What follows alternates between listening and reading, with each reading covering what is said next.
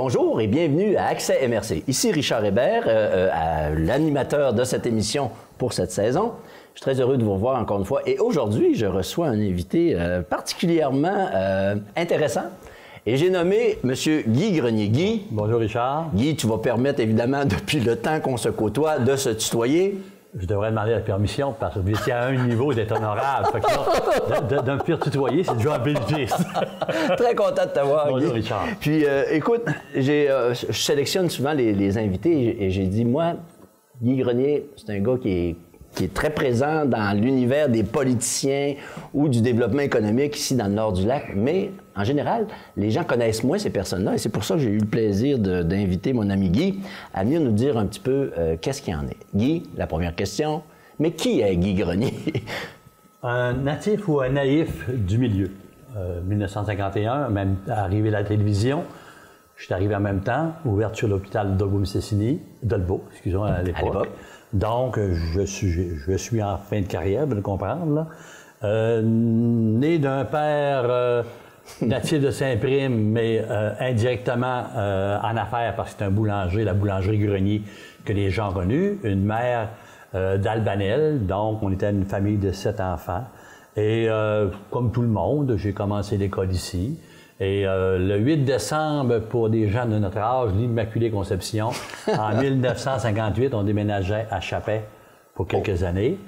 Et on a eu de retour ici à Dolbeau le 1er avril 1962. Mon père est décédé à Chapet à l'âge de 44 ans. Ma mère, veuve, 36 ans avec 7 enfants. Donc un de 7. C'était ma question, une famille nombreuse, 7 enfants quand 7 même. enfants avec un bébé d'1 an, puis la plus vieille qui avait 15 ans. Donc on a été dans le milieu, je vais dire, pas défavorisé, on n'a jamais rien manqué chez nous de chaleur, etc. Mais on était quand même modeste, monoparental à l'époque. Ben, l'adolescence, rien de surprenant. T'as pas cassé le nez, tu t'es pas fait casser le nez trop souvent? J'ai passé proche, mais j'ai réussi à passer à travers, en ce sens que étudiant bien moyen, OK? Puis j'ai connu des gens, comme vous connaissez la TV communautaire ici, un type comme Jules Simard, on était dans la même école.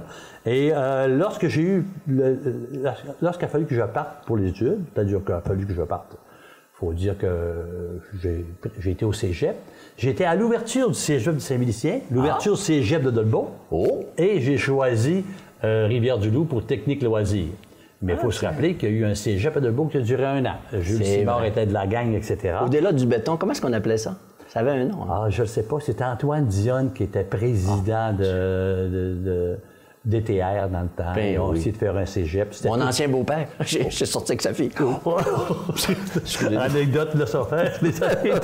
Et en 1974, marié. Et je prenais le travail ici de coordonnateur de loisirs sous le règne de M. Germain Vézina. Et j'étais au niveau loisirs, c'était Mme Suzanne Béniquette. Donc, vous voyez que le développement économique ou autre, ça nous amène toujours à un niveau de contact. Je viens de nommer également que c'est des gens-là avec qui j'ai travaillé. Donc, directeur de loisirs, qui est aujourd'hui, mais là, j'étais coordonnateur de loisirs. Puis là, on est là pour parler de l'origine du développement économique. Dans mon bureau, le bureau en face, il y avait un nommé Jean-Paul Binet et un nommé Gilles Fortin, le premier commissaire industriel de Dolbeau de promotion industrielle Dolbeau. Promotion industrielle de Dolbeau qui a été créée à la fin des années 70 par la Chambre de commerce avec 3 demandeurs sur la charte, Germain Vézina, Henri-Paul Brassard et Philibert Simard. Donc, j'avais tout de suite contact avec le domaine du développement économique qui était situé, comme je dis, dans le bureau en face. Fait, des loisirs, tu te retrouves au développement économique d'une certaine manière. Je côtoie le développement économique, donc on est étroitement liés. Étroitement liés avec le domaine politique. Les vases communicants. Étroitement liés avec le domaine politique. Et en 1976, je quitte la ville de Dolbeau-Mistassini et je suis directeur général des aménagements à Maria-Chapdelaine, qui aujourd'hui, ça s'appelle le Musée Louis-Aymon. Le président à l'époque, la présidente est Suzanne Beauchamp-Niquette. Oui. Ceux qui m'ont embauché s'appelaient Gilles Fortin et Gilbert Goulet, qui est devenu préfet. Oui. Aujourd'hui, on a un président qui s'appelle Richard Hébert. Donc, d'un village, tout est proche. Donc, on dit que ça prend un village au complet pour élever un enfant. Et toi, mais c'est intéressant de voir le parcours puis, qui est assez singulier. Partir du loisir, on côtoie un peu le développement économique, on est rendu aux aménagements Maria-Chapdelaine et par la suite, qu'est-ce qui se passe? En même temps qu'aux aménagements Maria-Chapdelaine, je travaille pour correspondant pour CHRL Radio. CHRL au cœur, Jean-Claude Saint-Pierre. Donc, on est que je salue, M. Saint-Pierre, un homme d'une grande sagesse. On est dans la nouvelle. En 80, je quitte les aménagements Marie-Chapdelaine après 5 ans. En 80? En 80. J'avais été engagé le 13 avril 76 et j'ai quitté le 13 avril 80. Une anecdote, c'est que quand j'étais engagé, Gilbert Goulet, avec toute sa délicatesse, me dit « Combien de temps tu vas être ici? » J'ai dit 5 ans. Puis quand j'ai donné mon départ au mois de décembre, il dit « Pourquoi tu pars? » Je t'avais dit « Je serais 5 ans. » J'avais fait le tour du jardin dans un développement culturel que je me retrouverais un peu moins bien là-dedans. OK? 85 arrive, le nouveau musée, bon, et voilà. Gilbert Lévesque qui arrive à la fin de 79, qui est là pour le 100e anniversaire. Il donne une toute autre dimension à laquelle... Qu'aujourd'hui, on est plus dans cette dimension-là, qui est plus, entre guillemets, culturelle. Okay. Je vais au Labrador pour l'Association francophone du Labrador, Labrador Cité en 81. Un CV qui se perd. J'applique pour un travail de loisir à Fermont.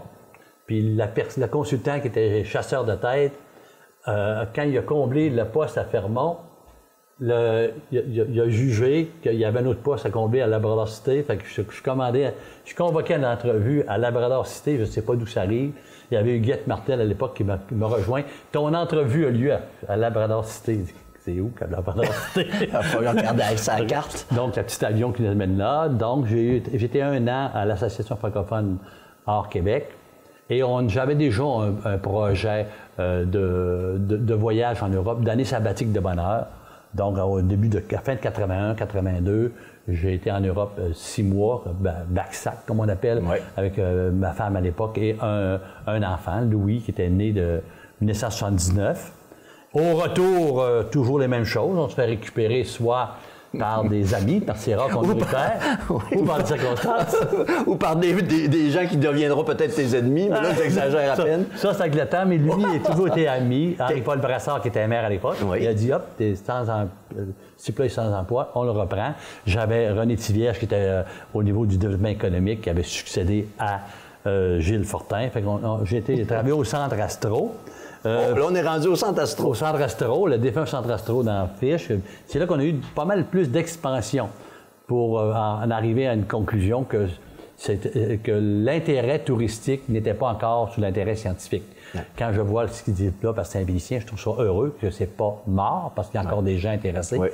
Mais on n'a pas réussi à donner l'ampleur qu'on voulait. Petite parenthèse, j'étais maire lorsqu'on s'est départi des équipements pour Saint-Félicien parce qu'il y avait quelqu'un qui était intéressé, Gilles, j'oublie son nom de famille, mais le monsieur en question, il a dit « ça ne sert pas vos instruments, est-ce qu'on pourrait les utiliser? » On a gardé une petite attache dessus. Ouais, il y avait le télescope fait par M. Fortin. Exactement. Puis il y avait l'autre télescope qui était... Puis Guy, je t'arrête 30 secondes de te dire que je me souviens que l'Astrolabe, parce que c'est comme ça qu'on appelait ça, était situé sur le même méridien ou sur la même ligne que Paris, n'est-ce pas? Oui, mais allons pas plus loin, parce qu'on a toute une histoire là-dessus. Okay. Un astrolabe, c'est un sextant enfermé dans une bâtisse, puis le monde venait voir le télescope, puis on allait à l'astrolabe. Ça, c'est une histoire qu'on pourrait ça va nous prendre 1 heure de plus, avec on va arrêter là. Retour aux études en 84 pour aller chercher un bac en administration. OK. Et par la suite, quand je suis revenu, j'ai travaillé pour le service externe de main-d'œuvre. Mme Lise Fortin, qui est encore très active à ce niveau-là. Est-ce que c'est Lise Fortin qui s'occupe de... C'est la même Lise Fortin. La Lise Fortin qui m'avait succédé également comme journaliste à CHRL Radio. Donc, rien ne se perd, rien ne se crée. Mon Dieu, Guy, t'étais un conteur d'histoire né parce que moi, je reconnais bien des étapes là-dedans. Lise Fortin, lorsque je m'occupais du Festival du Bleuet, qui était la journaliste du quotidien à l'époque. Bon, puis en 90, débute ma carrière en développement économique.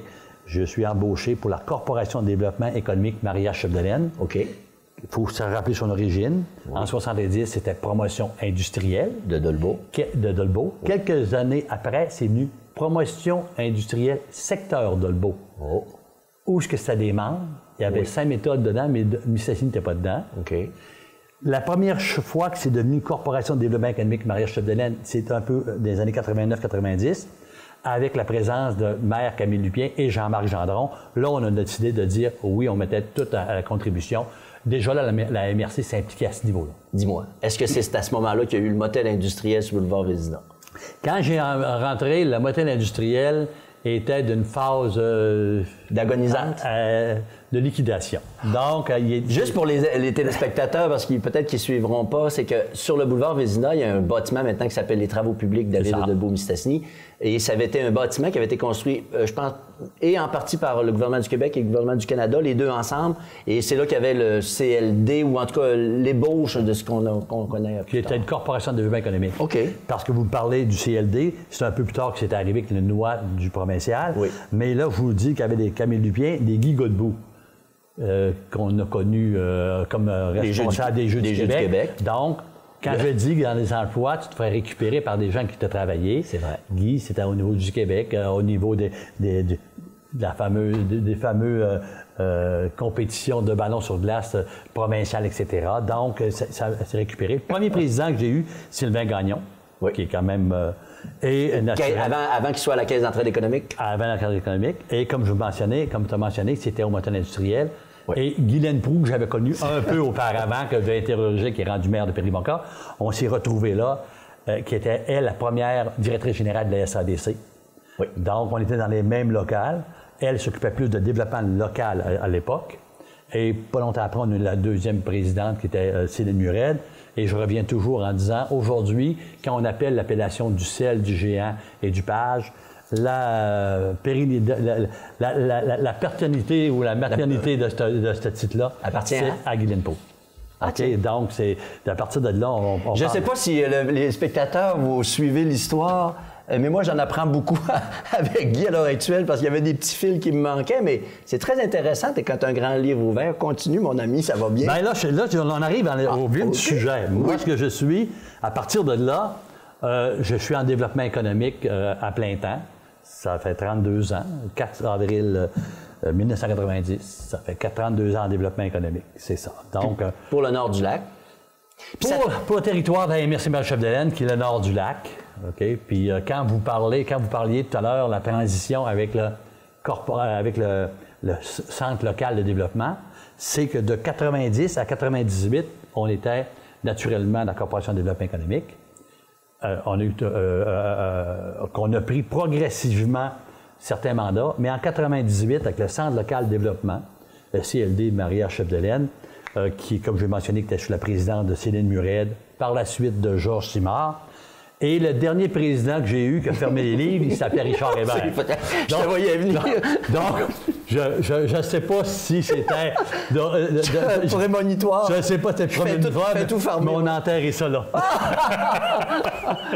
Parce que lorsque je suis devenu maire de Dolbeau-Mistassini, j'étais aussi préfet adjoint, puis là-bas, on avait une discussion entre Jean-Pierre Boivin, toi-même et moi, puis c'est là que je suis devenu président du CLD. Des réunions très matinales le matin. Toujours. On avait notre ami de Jonquière qui venait à tous les matins, qui est aujourd'hui, qui s'occupe de DEC. De Canada, qui s'appelait. Que j'ai rencontré hier, M. Bergeron. Oui, Stéphane Bergeron. D'ailleurs, tu sais, cette émission-là est visible jusque maintenant, jusqu'au Saguenay. Alors, s'il y a des affaires que tu peux dire, fais attention. Non, c'est une blague. On est entendu par nos amis et cousins du Saguenay et on les salue, soit dit en passant. Et l'intégration des organismes de développement économique, puis les organismes, donc du CLD, parce que le SADC est toujours autonome, la Chambre de commerce est toujours autonome, puis c'est indirectement des organismes qui participent au développement, mais le CLD est devenu un instrument direct de la MRC depuis 1975. On a passé par une transition en 2016, 2014 qui était développement social économique Marie-Chapdelaine, c'était une question de transition de 400 jours pour arrimer les structures MRC et CLD. Pendant qu'on parle un peu de ça, je vais un peu t'arrêter. Est-ce que tu penses que quand c'était le gouvernement Couillard à l'époque qui ont décidé de retirer le financement, entre autres, du CLD, est-ce que c'est une perte importante? Comment? Là, on arrive probablement dans le sujet. Ta question est très pertinente. Là, j'arrive avec une opinion personnelle. OK. Là, tu as droit. Vous pourrez moduler. moi, je pense que pour les employés, pour les conditions d'employés, l'intégration à la MRC, c'était une excellente position. Parce que c'était plus facile. C'est plus facile lorsque dans ton payroll, en bon anglais, de voir tout le monde puis d'avoir une sorte de gestion relativement uniforme. Par contre, d'avoir tout cédé le développement économique exclusivement à des élus, ou presque, je pense que ce bout-là, on a mis un peu de côté la société civile. Ben voilà. Puis s'il y a un geste à revenir, c'est de reconstituer possiblement, puis c'est une opinion personnelle, une commission à l'intérieur de la MRC, où on reproduirait substantiellement un peu le point de vue de la société civile. Oui, parce que quand on siégeait, quand vous étiez président, OK, vous aviez 2-3 maires, vous aviez des représentants du milieu social, du milieu des affaires, et lorsqu'on s'adressait à la MRC, donc c'était ça à l'époque, il y avait un poids social. Tandis que là, présentement, le coordonnateur ou la coordonnatrice qui s'adresse, il y a un poids qui vaut d'une structure qui s'appelle la MRC. Donc, je pense, bout-là, vous avez raison. Tu sais, Guy, Domaine du Roi nous ont imité un petit peu plus tard, mais ils ont eu 2 structures parallèles pendant un certain temps, puis à un moment donné, ils sont venus à l'évidence qu'il fallait les regrouper. Il faut regrouper, à mon avis, sur une commission ou autre. Je reste encore persuadé que tu n'es plus à l'époque d'être obligé de faire valoir, de faire valoir ton budget tous les ans. Il faut que les élus, ça devienne également une préoccupation de développement économique, puis que c'est reconnu. C'est reconnu à l'IMRC. Mais la société civile est un peu, pas mal absente présentement. Puis, je suis un des artisans qui fait que c'est le même aujourd'hui, là. Okay, on y a participé parce qu'on était dedans. On a vu que c'était le meilleur modèle à l'époque. C'est encore un excellent modèle qui peut être bonifié. Mais pour anecdote, depuis 2018, il faut se rappeler que c'est le préfet Luc Simard qui est là. Puis la directrice générale, c'est Marie-Claude Fortin. Luc Simard, à l'origine de la création du groupe Agir, que je vais possiblement vous parler tout à l'heure, il fait partie des 3 fondateurs du groupe Agir, qui étaient Stéphane Turcot, Luc Simard et Michel Bouchard, dans la perspective de vouloir faire une fort habitée de la MRC Malchef-Delaine. Donc, c'était un organisme un peu itinérant que j'hébergeais. Donc, je n'étais pas une responsabilité directe, mais souvent, c'était plus ma préoccupation avec eux autres qu'avec le reste du document. Et Marie-Claude Fortin, quand elle a quitté les études, le premier emploi qu'on a offert dans le secteur, comme agent développement rural, je l'ai engagé à ce niveau-là. Donc, il faut reconnaître que les élèves dépassent le maître aujourd'hui. On se rend compte rapidement, quand on écoute, que tu as mis probablement ton doigt dans à peu près toutes les sauces du domaine économique, social, ici, dans le milieu. Puis c'est ça que je voulais faire ressortir, de l'importance de ces personnes-là, comme Guy Grenier. On pourrait mentionner peut-être un gars comme Claude Godbout aussi, des gens qui sont toujours un peu dans l'ombre, mais qui sont au courant. Ils ont la mémoire de tous ces petits détails-là. Moi aussi, je me rappelle de certaines affaires parce que je te côtoyais à ce moment-là, mais tu as un rôle important qui est effacé. Notre rôle, là, on est en second. On a des présidents, on a des maires, on a des préfets, on a des promoteurs privés. C'est eux autres qui font le développement. Le rôle qu'on a, c'est être capable de constituer une équipe, être capable de mobiliser, dégager des consensus, parce que les spécialistes, c'est pas nous autres. On n'est pas spécialistes, on est des généralistes. Puis j'ai toujours, on est des pinces qui barrent, ça fait tout, mais si tu fais une botte, prends une pince qui barre. Moi, j'avais entendu une expression quand on a eu l'histoire des berges du Lac-Saint-Jean. On dit que quelqu'un qui touche à tout, c'est un jack of the all trade. J'avais jamais entendu cette expression-là. Là, le gars, je l'oublie, mais il travaillait pour Rio Tinto. Puis quand, à un moment donné, on a eu des discussions sur les berges, il y avait un monsieur qui s'appelait Luc Sirène qui représentait la compagnie. Puis à un moment donné, ils ont décidé d'en mettre un différent qui avait une certaine expérience. J'enlève rien à mon ami Luc Sirène que je salue. Mais là, lui, il était un petit peu plus tough. Il était un petit peu plus pince qui barre, comme tu dis. Puis c'est là qu'il avait dit, moi, je suis un jack of all trade. Puis quand je te vois, ça veut dire qu'il y a quelqu'un qui touche à peu près à tout, qui a fait à peu près tous les métiers, je dirais pas sans spécialité, mais qui fit à peu près dans tout, comme la paire de pinces qui bat. Celle-là, je vais la retenir. Elle est bonne, celle-là. Et puis, écoute, tu as participé à des événements importants, etc. Là, j'aimerais mieux qu'on jetterait un petit regard dans les quelques minutes qui nous restent comment tu vois l'avenir ici de notre développement? Y a-t-il des choses qu'on a manquées ou des choses faudrait qu'on pousse un petit peu plus fort? Il y a des affaires qui sont restées en plan, ton point de vue? Faut se dire une chose, on a vécu des beaux dossiers dans l'évolution, mais on a eu des éléments manqués également. Puis le développement économique, là, je le dis à mes gens quand je les embauchais, là, oubliez pas, là, sur 10 dossiers, on va en manquer 9. Mais à tous les dossiers, faut que tu penses que c'est lui qui va réussir. Okay. Donc, au total, il faut regarder ce qu'on a réussi, puis tirer de leçons de ce qu'on n'a pas réussi. Puis regardons ce qui est encore actuel. Ressources Orléans qui laissait miroiter un potentiel énorme sur la voie de la satellite, le gisement est encore là. Puis il y a encore du monde intéressé.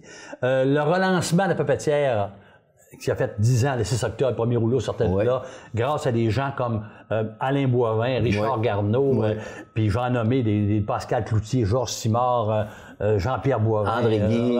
C'est tous ces gens-là qui ont relancé la Papetière. Donc, la Papetière est encore vivante, mais est-ce qu'elle va encore perturber dans le... se perpétuer dans le temps. Moi aussi, je suis inquiet avec l'achat d'Excellence Paper. Là. J'ai des craintes parce qu'on a perdu le contact direct avec les dirigeants. Où est-ce qu'on avait retrouvé le contact direct? On a déjà eu un contact direct avec M. Pierre Monahan, qui était Alliance dans le temps. Ouais. Tu prenais le téléphone de M. Pierre, comme M. Richard, qui fait partie présentement indirect de l'organisation du comité d'investissement du CLD présentement. Tu parles de Richard Garneau? Richard Garneau, que pour moi, dans l'époque de relance de Papetière, c'était, on sait la rigidité qu'il y a, mais on sait, par exemple, qu'il y a une reconnaissance dans les gens. Moi, j'en ai fait... Puis on avait un président, parce qu'on parle de ça, de Résolu, qui était ici dans la région d'une certaine manière, qu'on avait un contact privilégié avec Alain Boivin, tu te souviens de... C'est ça, Alain Boivin, s'il n'y avait pas eu Alain Boivin qui est origine du milieu, je l'aurais jamais connu un dimanche matin de la fête des mères qui a dit avec Richard Garnet, je sais pas ce qu'on fait avec ça, mais ça n'a pas de bon sens de même. Aussi simple que ça, puis c'est pour ça que c'est relancé, parce que ces gars-là, on y a cru. Oui. Le projet d'aluminium d'Isabelle Boilard, qui a rendu Mme le juge, Denis Lebel, Héloïse Harvey, des consultants comme Roger Boivin.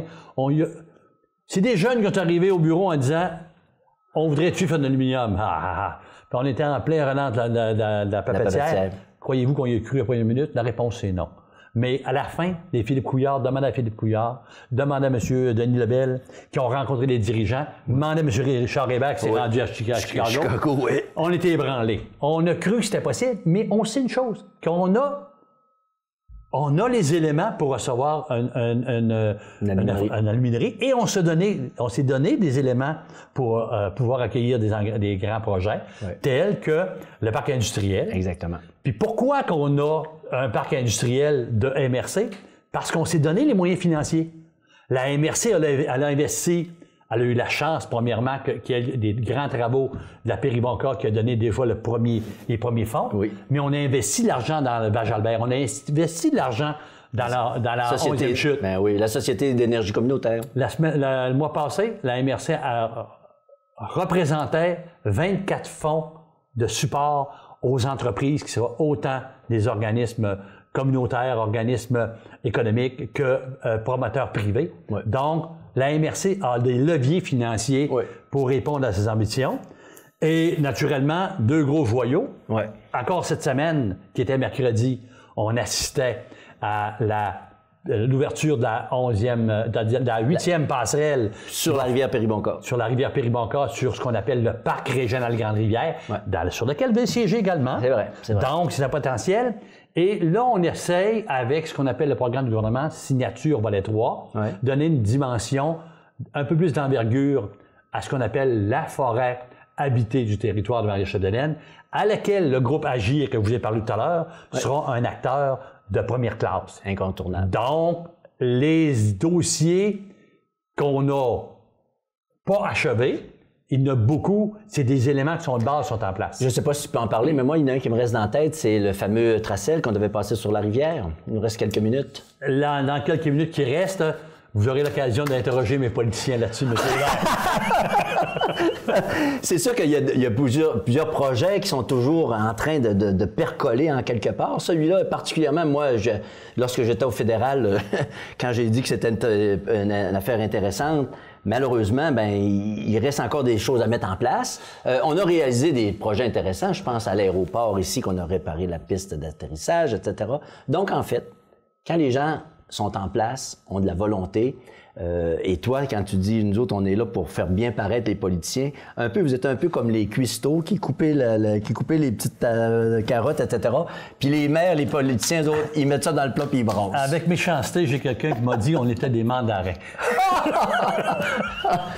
Qu'il y en a qui ont des mauvaises langues, c'est probablement moi qui avais dit ça.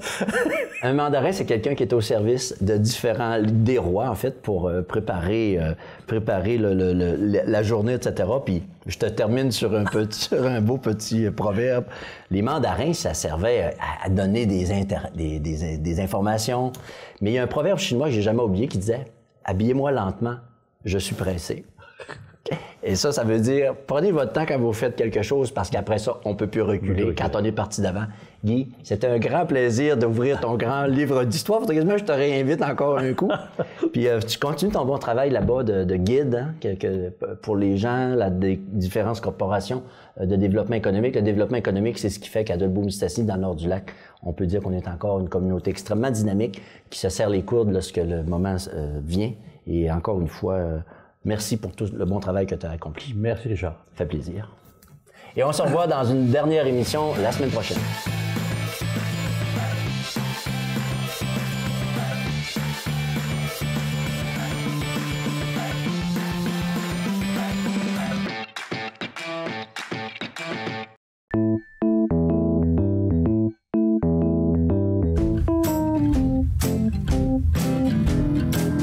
La littérature régionale n'est pas une ligue de garage.